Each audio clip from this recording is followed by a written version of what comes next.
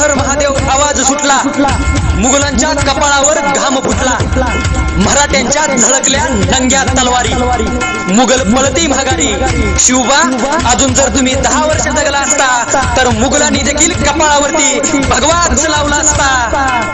अशा या शिवरायांचं गुणगान गाण्यासाठी आज काय झालं? आज आमच्या दारापुढचा सडा गेला आणि आमच्या घरामध्ये राडा झाला. आज आमच्या दारापुढची तुळशी गेली आणि आमच्या घरातली माणसं आळशी झाली. आज आमच्या घरापुढची रांगोळी गेली आणि आमच्या घरातली माणसं रंगोली झाली. एक्सक्यूज मी, मेरा दिल तेरे पे फिदा रे अशी म्हणणारी तरुण कार्टी या महाराष्ट्राच्या मातीमध्ये निर्माण व्हायला लागली आणि महाराष्ट्राचा इतिहास फार बदलून गेला. काय होता महाराष्ट्राचा इतिहास? 5 सुलतानी सत्ता या महाराष्ट्राच्या उरावर थया थया नाचत होत्या. मंदिराच्या मंदिरं लुटली जात होती.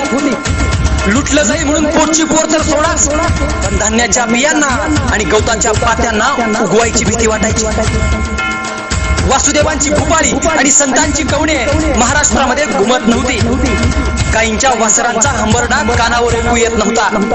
घोड्यांच्या टापांचा आवाज ऐकताच जनता पळून जायची आणि घरात बसायची.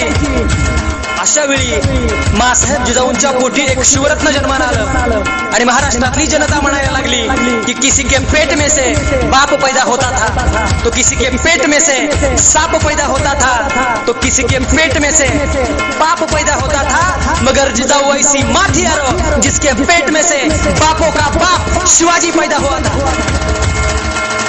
कसा होता मराठा?